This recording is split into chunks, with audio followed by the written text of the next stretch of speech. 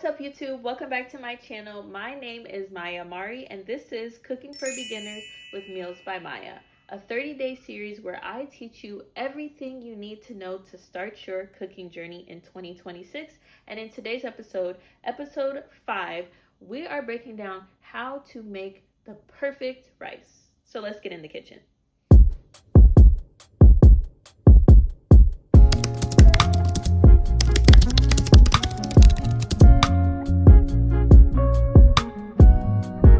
By the end of this video, beginners should know how to make rice just right, no crunchy rice, no mushy rice. Beginners should also understand the ratio points, the heating points, and the resting points.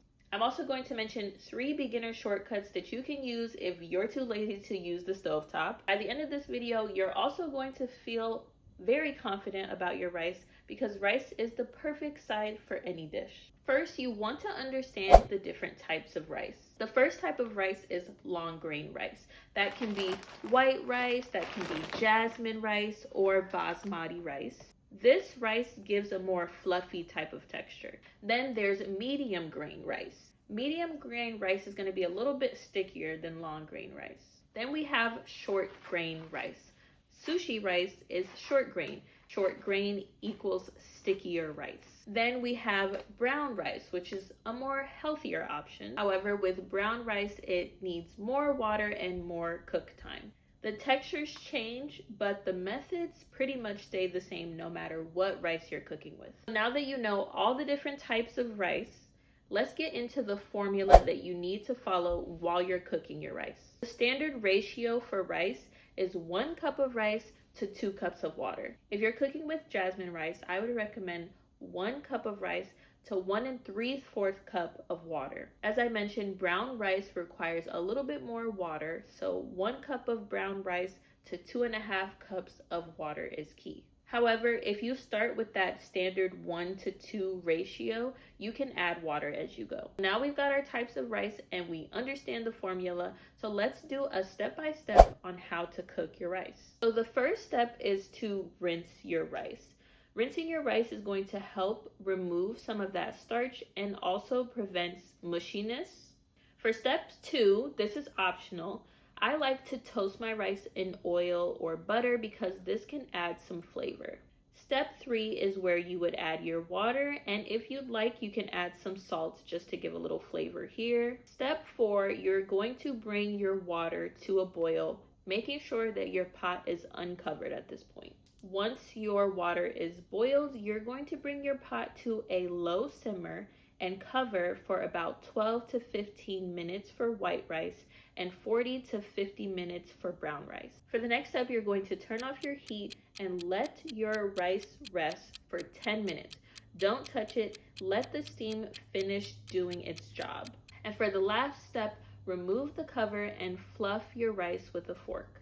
Lifting the lid too early can release some of that steam, so just let her cook in peace. Now, if your rice just isn't coming out right, here's some troubleshooting to keep in mind as you're cooking. If your rice comes out crunchy, that means there was not enough water or the heat was too high when you were cooking. If your rice comes out mushy, that means there was either too much water in the pot or you did not rinse your rice long enough. If your rice is coming out sticky or in clumps, that means you stirred it too much. Honestly, I don't recommend stirring your rice at all. Very little is fine. Then if your rice is coming out burnt, that either means the heat was a little too high or you did not let your rice rest.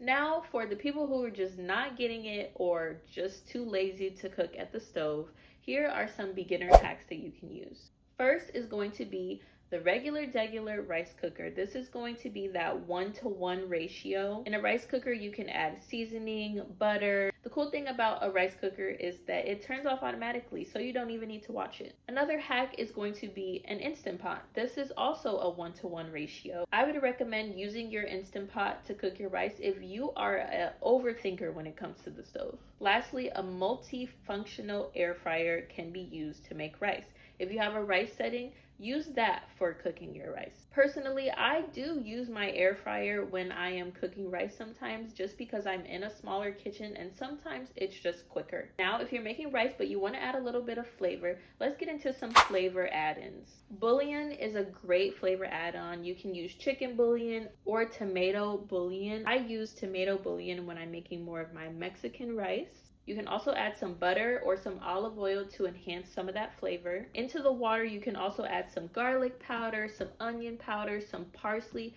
or even a bay leaf. The seasoning is really going to bring your rice some flavor and bring it more to life. Honestly, if your rice is tasting bland, it's really just because you did not season your water at all. Even a little bit of salt will go a long way with some flavor. Now that your rice is perfect, it's time to make a protein to pair with it. In the next video, I am teaching you how to make chicken without drying it out, which is a struggle for a lot of beginners. So make sure you're subscribed so you don't miss it. And I will see you guys next time.